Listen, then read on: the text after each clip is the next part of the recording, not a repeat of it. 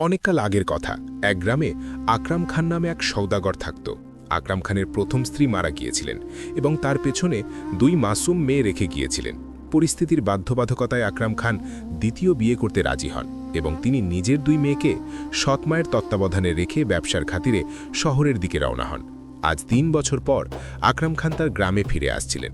ঘরের ভেতর সৎমা 2 বাচ্চাকে নিজের সামনে ডাকল এবং কঠোরভাবে বলল, শোনো, তোমরা দুজন কান খুলে আমার কথা শুনে নাও।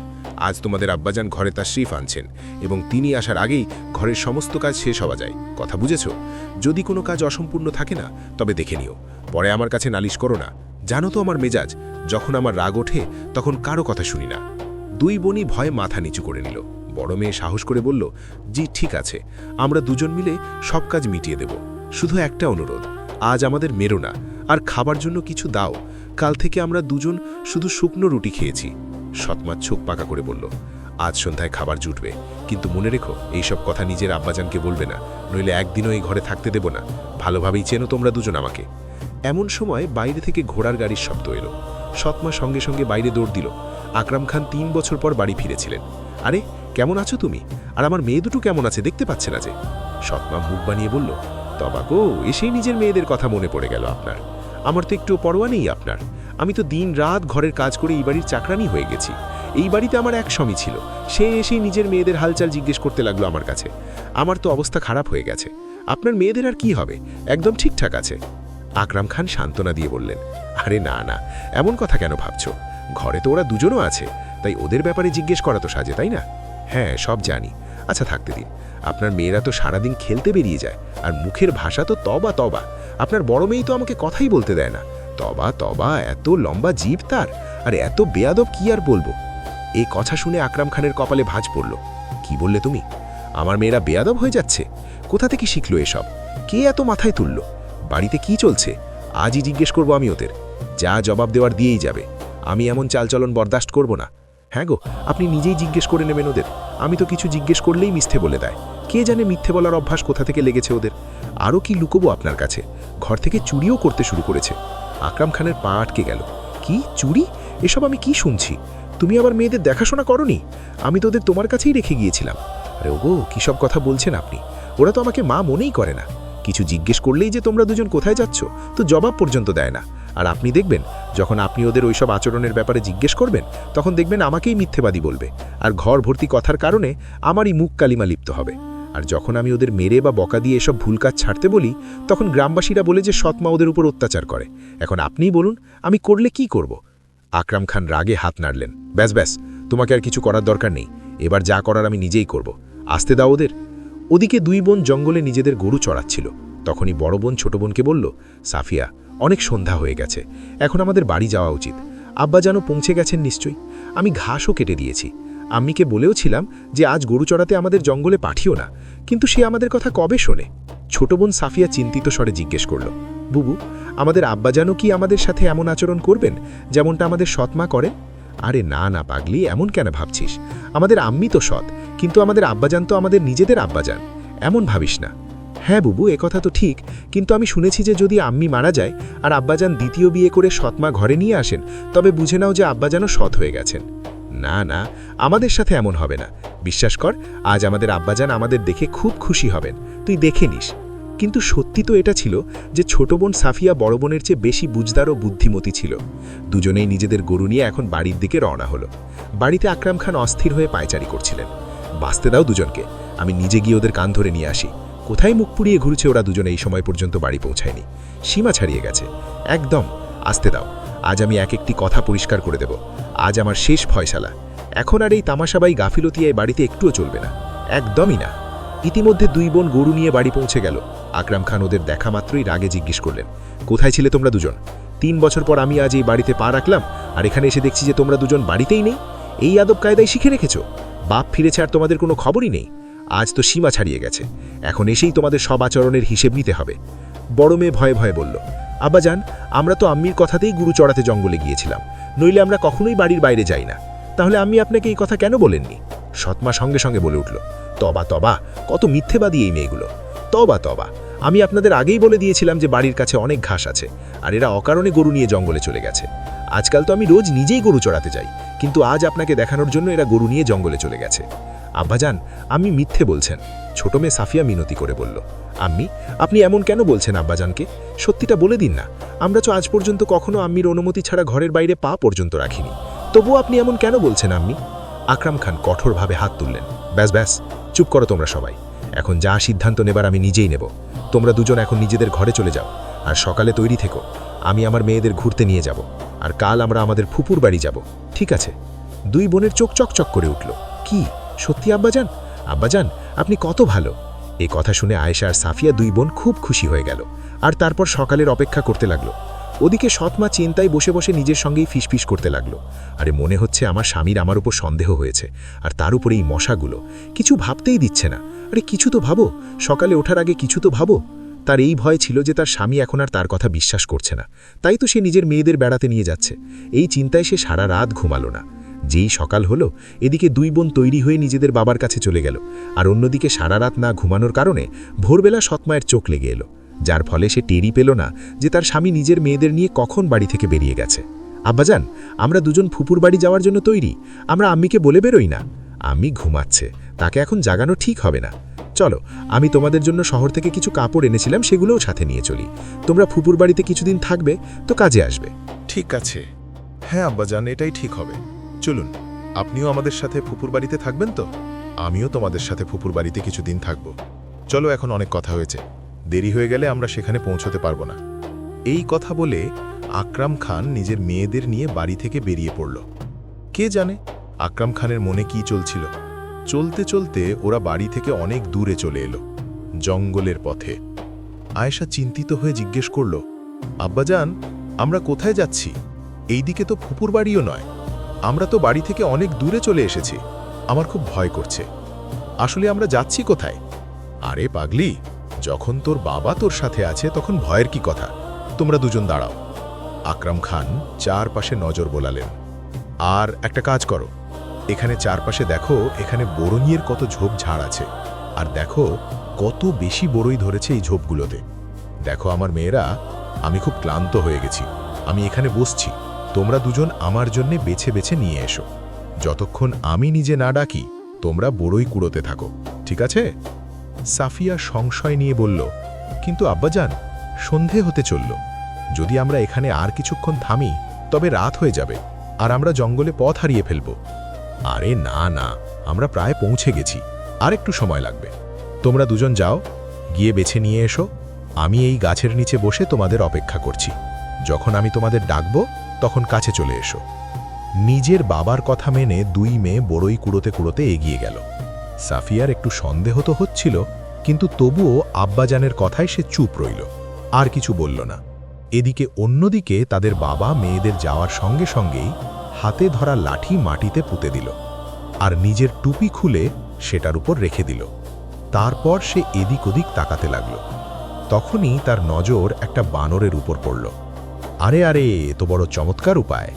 এখন এই বানরই আমার কাজ করবে, কিন্তু তাকে তো একটু লোভ দেখাতে হবে। কিসের লোভ দিই ওকে? হ্যাঁ, বানরের পছন্দের খাবার কলা, এটাই কাজে আসবে। আকরাম খান নিজের টুপির উপর বানরকে বসালো, আর তাকে কলা দিতে দিতে নিজে বাড়ির দিকে রওনা দিল। বানর একটা করে কলা খাচ্ছিল আর আওয়াজ দিচ্ছিল, কুড়াও মেয়েরা, বাপ দাঁড়িয়ে আছে, কুড়াও মেয়েরা, বাপ দাঁড়িয়ে আছে। আয়েশা বলল, দেখো সাফিয়া, আব্বাজানের আওয়াজ আসছে। উনি আমাদের আরও বড়ই কুড়াতে বলছেন। চলো, যতক্ষণ আব্বাজান বলছেন আমরা ততক্ষণ কুড়োতে থাকি। দুই বোন অনেকক্ষণ ধরে বড়ই কুড়োতে থাকল, আর এদিকে বানরও আওয়াজ দিতে থাকল। যখন বানর শেষ কলাটা খেয়ে ফেলল, তখন একটা কলা নিচে পড়ে গেল। বানর একদম চুপ হয়ে গেল। এখন মেয়েরা খেয়াল করল যে আব্বাজানের গলার আওয়াজ আসা বন্ধ হয়ে গেছে।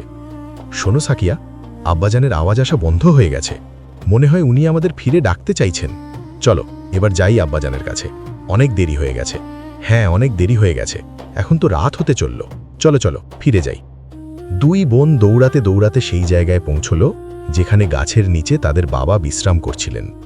সেখানে গিয়ে তারা তাদের বাবার জায়গায় একটা বানরকে বসে থাকতে দেখল। বানরকে কথা বলতে দেখে ওরা পুরো ব্যাপারটা বুঝে গেল। কুড়াও মেয়েরা, বাপ দাঁড়িয়ে আছে। সাফিয়ার চোখে জল চলে এলো। আয়শা আপা, তুমি সত্যি বলতে আমাদের আব্বাজান আমাদের এত দূরে জঙ্গলে শুধু ফেলে আসতে এসেছিলেন, আর উনি আমাদের ছেড়ে চলে গেছেন। এখন আমরা এই জঙ্গলে কি করব? কোথায় যাব? আয়েশা সাহস সঞ্চয় করে বলল, সাফিয়া, আমার তো আগে থেকেই সন্দেহ ছিল, কিন্তু এখন আর কেঁদিস না। কেঁদে তো আমরা এই জঙ্গল থেকে বেরোতে পারবো না। এখন আমাদের নিজেদের সাহায্য নিজেদেরই করতে হবে। চলো, এখান থেকে আজ রাত কাটানোর কোনো ঠিকানা খুঁজি। কোনো রাজপুত্র তো আর আসবে না আমাদের মহলে নিয়ে যাওয়ার জন্যে। এবার চলো, নিজেরাই কিছু খুঁজি। দুই বোন হাঁটতে হাঁটতে একটা কুঁড়ে ঘরের কাছে পৌঁছল। যা দেখে ওরা দুজনেই অবাক হয়ে গেল। আরে সাফিয়া, এখানে উনুনও আছে। মনে হয় এখানে কেউ থাকে। ভেতরে গিয়ে দেখে নি, কি বলিস? সাফিয়া ভয়ে বলল, আরে এভাবেই ভেতরে যাওয়া ঠিক নয়। এমন না হয় যে অন্য কোনো বিপদে পড়ে যাই। আমার তো খুব ভয় করছে। কিন্তু সত্যি কি আমরা এই ঘন জঙ্গলে সারা রাত বাইরে কাটাবো সাফিয়া? আমার তো খুব ভয় করছে। চলো না, ভেতরে গিয়ে দেখে নি। হয়তো থাকার জন্যে আমরা কোনো ছোটোখাটো ছাদ পেয়ে যাব। কে জানে, আমাদের জন্য কোনো রাস্তাও বেরিয়ে আসতে পারে। যদি আমরা থাকার জন্য কিছু না পাই, তবে এই জঙ্গলের ভয়ঙ্কর জানোয়ার আমাদের চিড়ে খেয়েও ফেলতে পারে। সাফিয়া সাহস করে বলল, আপা, ঠিকই বলছো। ভয় তো খুব লাগছে, কিন্তু একটুখানি ঝুঁকি তো নিতেই হবে। নইলে আমরা সারা রাত এই অন্ধকার জঙ্গলেই ঘুরতে থাকব। চলো আপা, সাহস করে গিয়ে দেখেই নি। হয়তো ভেতরে আমরা কোনো আশ্রয় পেয়ে যাব। এ কথা বলে দুই বোন সাহস করে ভেতরে চলে গেল। সেখানে পৌঁছে ওরা দেখল যে কুঁড়ে ঘরের ভেতরে কেউ নেই। এটা দেখে ওরা খুশি হয়ে গেল, আর তারপর রাতটা কুঁড়ে ঘরেই কাটালো এবং সকালের অপেক্ষা করতে লাগলো। এভাবেই সময় কাটতে লাগলো। দুই বোন জঙ্গল থেকে ফল খেত এবং সেই ফল নিয়ে বাজারে যেত, আর বেঁচে যাওয়া উপার্জনে নিজেদের প্রয়োজনের জিনিস কিনে আনত এবং রাত হতেই নিজেদের কুঁড়ে ঘরে ফিরে আসত। তাদের জীবন এভাবেই চলতে থাকল। আর দেখতে দেখতে কয়েক বছর কেটে গেল। এখন দুই মেয়েই যুবতী হয়ে গিয়েছিল এবং দেখতে এত সুন্দরী ছিল যে যেই তাদের দেখত সে তাকিয়েই থাকত। একদিন সাফিয়া বলল, আপা, আজ আমি জঙ্গলের একটু গভীরে যাচ্ছি। কিছু তাজা ফল আনব, যাতে বাজারে ভালো দাম পাওয়া যায়। আমার আসার পর্যন্ত তুমি রান্না করে রেখো, ঠিক আছে না আপা? কিন্তু সাফিয়া, আমাকেও আজ বাজারে যেতে হতো, আর ফেরার পথে বাড়ির রেশনও আনতে হতো। আমি কালই কিছু ফল পেড়ে নিয়েছিলাম, সেগুলো নষ্ট হয়ে যাবে। আজ বাজারে যাওয়া জরুরি। সাফিয়ার চোখে দুশ্চিন্তা দেখা দিল। আপা, আমি মাঝে মধ্যে একটা কথা ভাবি। আমার তো তুমি ছাড়া কেউ নেই। যখন আমি বাড়ি আসি আর তুমি ঘরে থাকো না, তখন আমি খুব ভয় পেয়ে যাই। আমি ঘরের চারদিকে তোমাকে খুঁজতে শুরু করি। আমি তোমাকে হারাতে খুব ভয় পাই। আয়েশা আদর করে বলল, আরে এমন কেন ভাবিস? আমারও তো তুই ছাড়া কেউ নেই। আমি তোকে ছেড়ে কোথায় যাব বলতো? আর যদি কখনো কোথাও দূরে যেতেও হয়, তবে তোকে বলেই যাব, কথা দিলাম। আয়েশা ভাবতে ভাবতে আরো বলল, আর যদি কখনো বলতে না পারি আর কোথাও চলে যাই তো তারপর? এমন কখনো হবে না, কিন্তু যদি কখনো এমন হয়েই যায়, তবে আমি কোনো নিশানা রেখে যাব তোর জন্য। কিন্তু নিশানা কি রাখবো? এমন কোনো নিশানা যা আমাকে তোর কাছে পৌঁছে দিতে পারে, এমন কিছু ভাবতো একটু। আয়েশা বলল, যাকগে, এ নিয়ে পরে কখনো কথা বলবো, ঠিক আছে? এখন আমার অনেক দেরি হয়ে যাচ্ছে, আমি বাজারে যাচ্ছি। তুই আগামীকালের জন্য ফল পেড়ে নিয়ে আয়, ঠিক আছে? একথা বলে আয়েশা বাজারের দিকে বেরিয়ে পড়ল, আর সাফিয়া ঘরের কাজকর্মে লেগে গেল। আয়েশা এত সুন্দরী ছিল যে যখন সে বাজারে যেত, তখন রাস্তায় একটা চাদর দিয়ে নিজের মুখ ঢেকে নিত, যাতে তার উপর কারো নজর না পড়ে। ঘটনাক্রমে এই রাজ্যের বাদশাও জঙ্গলে শিকারের জন্য বেরিয়েছিলেন। বাদশাহ সকাল থেকে সন্ধে পর্যন্ত শিকারের খোঁজে জঙ্গলে ঘুরছিলেন। তখনই বাদশার নজর একটা খরগোশের উপর পড়ল। উজির মশাই, সকাল থেকে শিকারের জন্য বেরিয়েছি, খিদে তো প্রাণ বেরিয়ে যাচ্ছে। এই শিকার হাতছাড়া হওয়া উচিত নয়, আমি আপনাকে বলে দিচ্ছি। জি জি হুজুর, নিশ্চিন্ত থাকুন, আমি আজ এই খরগোশের শিকার করেই ছাড়ব, আপনি শুধু দেখতে থাকুন। এই কথা বলে উজির তীর চালানো শুরু করে দিল, আর তারপর বহুবার চেষ্টা করার পর অবশেষে একটা তীর গিয়ে খরগোশের গায়ে লাগলই। বাহ উজির মশাই, বাহ, আপনি তো কামাল করে দিলেন। অবশেষে আপনি এই খরগোশের শিকার করেই ফেললেন। এখন তাড়াতাড়ি যান, এটাকে তুলে নিয়ে আসুন আর এটাকে রান্না করার ব্যবস্থা করুন, যত তাড়াতাড়ি সম্ভব। আমি এখানেই এই গাছের নিচে আপনার অপেক্ষা করছি। জি জি হুজুর, যা হুকুম আপনার, আমি এক্ষুনি এটা রান্না করার ব্যবস্থা করছি। উজির না ডানে দেখল না বামে, খরগোশটাকে উঠালো আর তারপর জঙ্গলে আগুনের খোঁজে ঘুরতে লাগলো। আরে হুজুরও না, এখানে জঙ্গলে আগুন কোথায় পাওয়া যাবে? কোথায় রাঁধবো আমি এই খরগোশটাকে? এটা তো অসম্ভব। তখনই উজির দেখল যে একটা কুঁড়ে ঘরের পাশ থেকে ধোঁয়া বেরোচ্ছে। আরে এত সুন্দরী মেয়ে, আর জঙ্গলে মনে হচ্ছে রান্না করছে। চলো, খরগোশটাকেও এখানেই রেঁধে ফেলি। কিন্তু এই জঙ্গলে এখানে একা কি করছে? এ কি এখানেই থাকে? চলো গিয়ে একেই জিজ্ঞেস করে নিই। সাফিয়া দ্রুত ঘুরে বলল, আপনি কে এখানে? কি করছেন? আর আমাকে কি চুপচাপ দেখছিলেন? সামনে এগোবেন না, নইলে আমি আপনার টুকরো টুকরো করে দেব। আর এটা সাবধান বাণী, মনে রাখবেন। দেখুন, আপনি আমাকে ভুল বুঝছেন। আমি এখানে আপনার ক্ষতি করতে আসিনি। আসলে ব্যাপারটা হলো, আমি একটা খরগোশ শিকার করেছি, তাই ওটা রান্না করার জন্য আমার আগুন লাগতো, তাই সেজন্যই এখানে চলে এসেছি। আচ্ছা ঠিক আছে, আপনি রেঁধে নিন, আর রেঁধে তাড়াতাড়ি এখান থেকে চলে যান। সাফিয়া এত সুন্দরী ছিল যে যখন উজির খরগোশটাকে উনুনে চড়ালো, তখন তার মনোযোগ সাফিয়ার সৌন্দর্যের দিকে চলে গেল। এতটাই চলে গেল যে খরগোশ পুড়ে কয়লা হয়ে গেল, আর উজির টেরও পেল না। সাফিয়া রেগে গিয়ে বলল, হ্যাঁ, এটা তো সব পুড়ে গেছে, আপনার মনোযোগ কোথায়? এখন এই পোড়া খরগোশ ওঠান আর এখান থেকে যান। উজির ঘাবড়ে গেল। হায়, এটা কি হয়ে গেল? বাদশাহ তো আজ আমাকে মেরেই ফেলবেন। দেখুন, যান এখান থেকে। আপনি ইচ্ছে করে নিজের খরগোশ পুড়িয়েছেন যাতে আমি আপনাকে খাবার জন্য কিছু দিই আর এখানে থাকতে বলি, কিন্তু এমন হবে না। আপনি এখান থেকে যান, নইলে আমি আমার কুঠার নিয়ে আসব। এসব দেখে উজির বাদশার ভয় কাঁপতে লাগল। এদিকে বাদশাও খরগোশের অপেক্ষা করছিলেন। বাদশার খুব খিদে পেয়েছিল। উজির মশাই, আপনি একটা খরগোশ রাখতে গিয়েছিলেন নাকি 10টা নেধে নিয়ে এসেছেন? এত দেরি কেন করলেন? খুব খিদে পেয়েছে আমার। এখন দিন, কোথায় খরগোশ? উজির হাঁটু গেড়ে বসে বলল, হুজুর, আমাকে মাফ করে দিন হুজুর। আমার ভুল ছিল, না জেনে বা না বুঝে হয়ে গেছে আমার দ্বারা এমনটা। সে এত সুন্দরী ছিল যে আমি তাকে দেখে দুনিয়াই ভুলে গিয়েছিলাম। কে এত সুন্দরী ছিল? কার কথা বলছো? আমাকে খুলে বলো। আর খরগোশ কোথায়? হুজুর, সে এখানেই থাকে, একটা কুড়ে ঘরে। হুজুর, আপনি তাকে দেখলে খরগোশ কি সব কিছু ভুলে যাবেন। চলুন হুজুর, আসুন, আমি আপনাকে তার কুড়ে ঘরেই নিয়ে যাই। আপনাকে দেখলেই বোঝা যাবে যে আমি কেন দুনিয়া ভুলে বসেছিলাম। আচ্ছা, তো এই ব্যাপার। আমাদের রানী এই পুরো বিশ্বের সবচেয়ে সুন্দরী রানী, আর তুমি বলছো যে তুমি এক সুন্দরী দাসীকে দেখলে, যাকে দেখে তুমি সব ভুলে বসে আছো। চলো, আমিও গিয়ে দেখি কেমন সৌন্দর্য দেখে নিলে তুমি। এখন বাদশাহ আর উজির দুজনেই সেই কুড়ে ঘরের দিকে এগোতে লাগলো।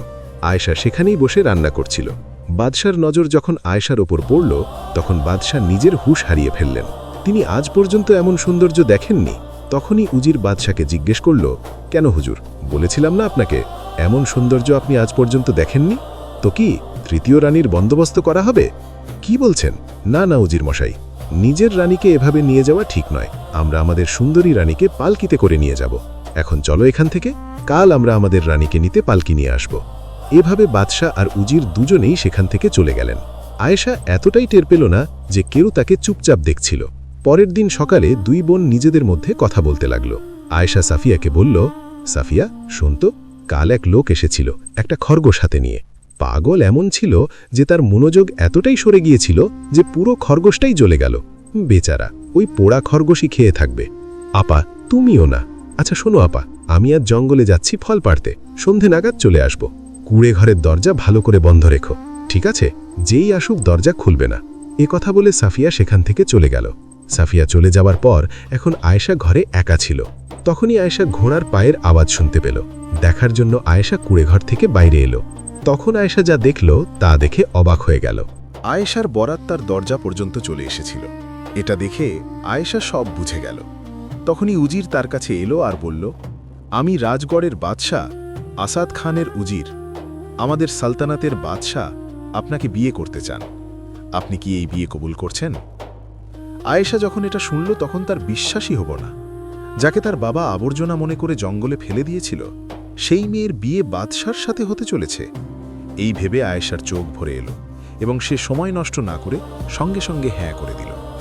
আমার এই বিয়ে মঞ্জুর আছে, আমি এক্ষুনি ভেতর থেকে আমার পুটলি নিয়ে আসছি। নিশানা আয়েশা কুড়ে ঘরের ভেতরে গেল আর তারপর হাত ভরে সর্ষের দানা তুলে আনল। আর যেমন যেমন রাস্তা দিয়ে চলতে থাকলো, দানা পড়তে থাকলো। এখন আয়েশা এই কুড়ে ঘর থেকে চলে গিয়েছিল। কিছুক্ষণ পর সাফিয়াও সেখানে চলে এলো। কিন্তু যখন সাফিয়া কুড়ে ঘরে ঢুকল, তখন সেখানে কেউ ছিল না। সাফিয়া সব জায়গায় নিজের বোনকে খুঁজতে লাগল, কিন্তু আজ তার বোন সেখান থেকে চলে গিয়েছিল। আরে, আপা কোথায় চলে গেল? আমার ভয় ছিল আর সেটাই হলো। আপা এখন কোথায়? আমাকে ছেড়ে কোথায় চলে গেল? আপা, কোথায় তুমি আপা?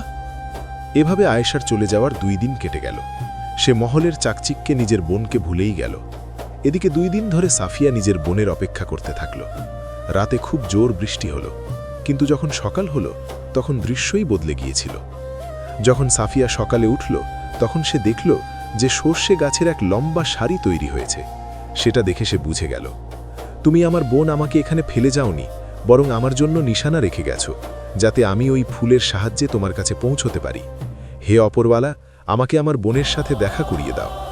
এ কথা বলে সাফিয়া ওই ফুল দিয়ে তৈরি রাস্তায় চলতে লাগল। চলতে চলতে সে অনেক দূরে চলে এলো। তখনই সে দেখল যে এই রাস্তা কোনো বাদশার মহলের দিকে যাচ্ছে। যেই সাফিয়া মহলের বাইরে পৌঁছল, তাকে খুব সমাদর করা হলো, কারণ আজ ফুল ফুটে উঠেছিল। সেগুলো দেখে আয়েশা আগেই বুঝে গিয়েছিল যে আজ তার বোন নিশ্চয়ই আসবে। আয়েশা নিজের বোনকে দেখে খুব খুশি হয়ে গেল, আর তারপর নিজের বোনের বিয়ে উজিরের সাথে করিয়ে দিল। তারপর দুই বোন খুশি মনে মহলে থাকতে লাগল। যে বোনদের আবর্জনা মনে করে জঙ্গলে ফেলে দেওয়া হয়েছিল, সেই দুই বোনই এখন মহলে থাকে। যদি আপনাদের আমাদের এই গল্প ভালো লেগে থাকে, তবে ভিডিওটি লাইক করুন, শেয়ার করুন এবং কমেন্ট বক্সে আপনার মূল্যবান মতামত অবশ্যই জানান। এবং আমাদের YouTube channel Sira and সোলসকে subscribe করতে ভুলবেন না। তো চলুন, আবার দেখা হবে অন্য কোনো নতুন গল্পের সাথে। ততক্ষণ পর্যন্ত আল্লাহ হাফেজ।